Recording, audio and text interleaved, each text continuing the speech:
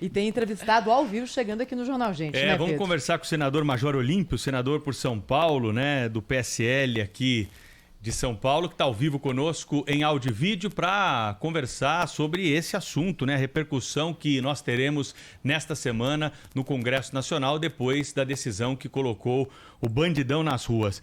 Major Olímpio Gomes, seja bem-vindo aqui ao Jornal Gente da Rádio Bandeirantes. O Congresso Nacional pode fazer alguma coisa? No fim de semana teve troca de mensagens aí.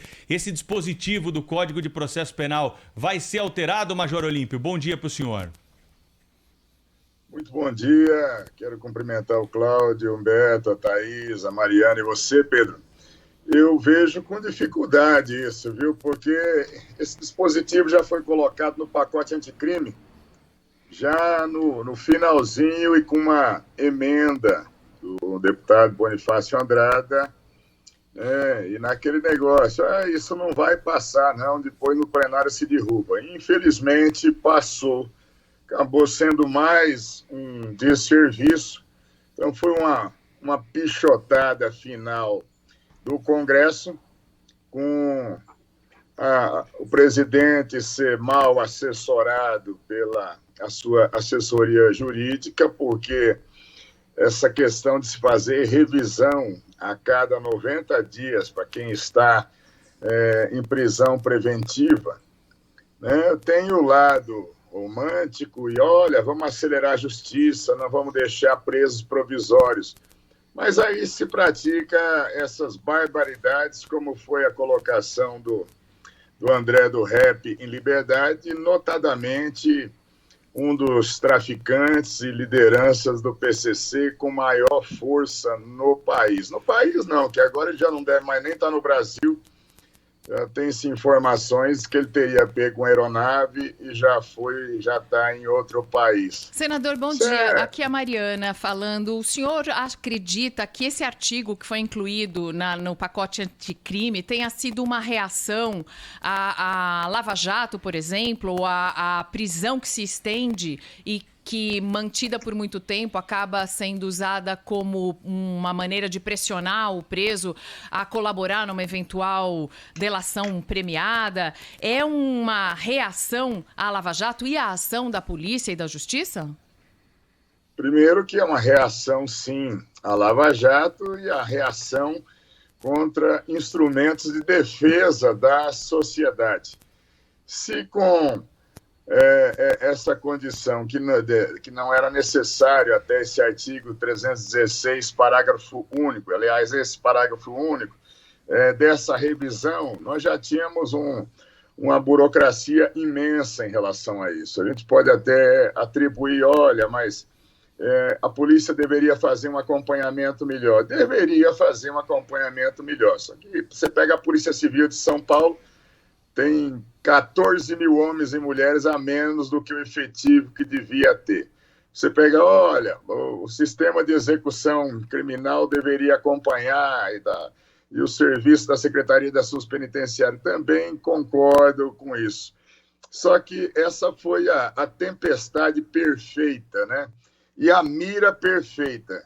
As informações que nós temos é que os advogados desse criminoso entraram com várias petições caindo para 7 ou 8 outros ministros, até cair essa petição diretamente para o ministro Marco Aurélio, que acabou fazendo romanticamente, ordenando, como está na petição, que o reeducando permanecesse em sua casa à disposição de ser acionado pela justiça.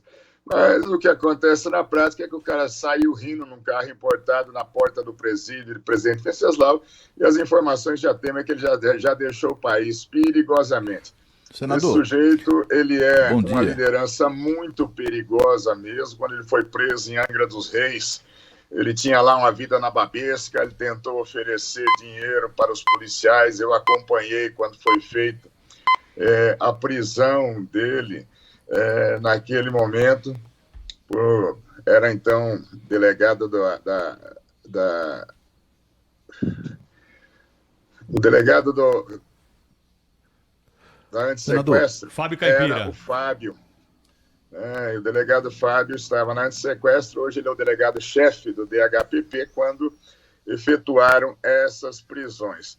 Mas isso é um tapa na cara do brasileiro. Ninguém consegue entender de fato, ou também não dá para justificar. Até porque a Procuradoria-Geral da República também comeu bola nisso, só houve o recurso depois que o indivíduo já tinha sido colocado em liberdade. Então, houve essa tempestade perfeita de coisas, de relaxamentos no decorrer do pedido à colocação em liberdade. O ministro Marco Aurélio também entendeu de cumprir ipsis literis da lei, ainda havia recursos que deveriam ser demandados no nível do Superior Tribunal de Justiça. O fato é que realmente se limpou-se o chão com a torneira aberta. Então, senador, uma coisa muito bom horrível, dia, bem-vindo ao nosso programa. Até agora, eu queria saber, Fux, senador, que depois reviu essa decisão, está com segurança reforçada, porque esse André do Rep realmente é um cara muito perigoso. Tem que voltar a ser preso, seja por forças policiais de outros países, mas tem que voltar a cumprir pena. Ele é muito perigoso, senador, é muito violento. O senador está ouvindo a gente? Né? E não justifica senador, jamais. O Cláudio Humberto tem uma pergunta para o senhor. Está em liberdade, ameaçando a sociedade. É o senador Márcio Bittar? Não, é o senador Major Olímpio. Muito bom dia, bem-vindo ao nosso programa. Eu queria saber do senhor o seguinte: o senhor falou em tempestade perfeita, mas tem aí uma série de fatores, né? Tem a emenda lá do deputado Bonifácio Andrada, né? Tem aí o Congresso, o próprio Congresso que referendou essa emenda, né? Tem o presidente que sancionou a lei. Nós temos aí o ministro, enfim, o Ministério Público que não apresentou o recurso que a lei prevê. E também temos a decisão final do ministro soltando o bandido, né? O senhor acha que algumas dessas autoridades agiram de má fé, estão a serviço da bandidagem, são pessoas, portanto, deveriam ser investigadas, são suspeitas? O que é que o senhor acha do comportamento de cada um desses elementos da tempestade perfeita a que o senhor se referiu? Tem aí algum indício de desonestidade de algumas dessas pessoas, não? Olha, é impossível tanta incompetência de todos os níveis ao mesmo tempo. Eu entendo, sim, que deva ser feita, inclusive, uma investigação mais profunda, principalmente e a partir desses advogados ou do advogado que ingressou com 8 petições diferentes, até na distribuição eletrônica que ela pudesse cair e tivesse a decisão do ministro Marco Aurélio. Eu acho que a questão da investigação ela deve ser feita sim, e veja só, um dos presos mais perigosos no Brasil, acho que deveria ter um mecanismo de acionamento mais rápido e mais célere em relação às questões de direito, principalmente nos tribunais superiores, que são levantados sobre a questão de liberdade desses caras. Nunca André do Rep seria colocado em liberdade pelo juiz de primeira instância que tinha decretado a prisão dele. Jamais, jamais. Então, não posso afirmar a má-fé, mas afirmo a incompetência generalizada. A sociedade já começou a pagar o preço de nós, pelo Congresso, termos sido relapso em vários pontos do pacote anticrime. O presidente sancionou esta porcaria, mantendo esse artigo 316-A. Alguns na Justiça e no Ministério Público falaram, olha, nós cumprimos ipsis literis a lei. O Supremo tem essa, quando quer legisla e desmancha o que está no conteúdo da lei. Nesse momento foi célere demais para o meu gosto, num feriado, num sábado de feriado.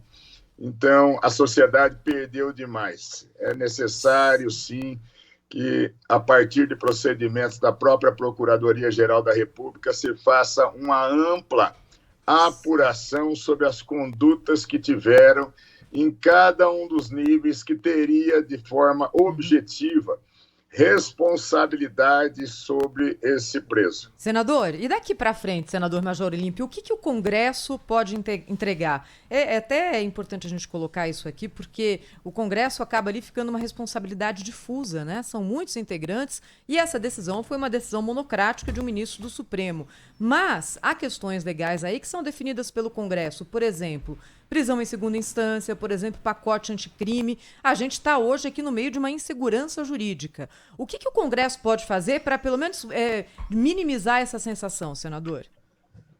Olha, um pouquinho de vergonha na cara às vezes faria bem para todos nós, né? Esse negócio da prisão após segunda instância, vocês estão falando de mecanismo de proteção ao bandido, nós estamos cheios disso aí.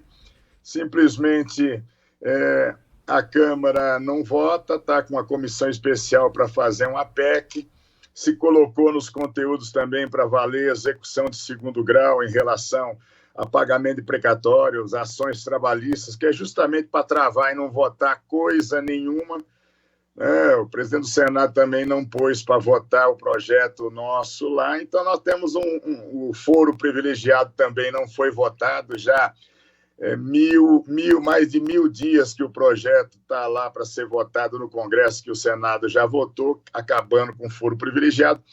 Então, é insegurança jurídica para o cidadão de bem e muita segurança pela falta de atuação jurídica pelos criminosos. Isso não é sem querer, não, é premeditado mesmo, é para que poderosos que tenham grandes advogados, que tenham envolvimento, por exemplo, na Lava Jato da vida, aí, não corra o risco de ter que ficar fechado em prisão preventiva.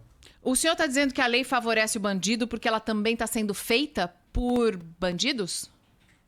Eu não diria que são feitos por bandidos, não ia forçar dessa natureza, mas por protetores de bandidos. Nós temos uma ala que já começa dentro do próprio campo dos operadores do direito e que avança, inclusive, dentro, às vezes, do próprio Ministério Público, como o Ministério Público pela Democracia, os juízes pela democracia, né, que eles têm aquela visão, já que a pena não recupera, para que a pena?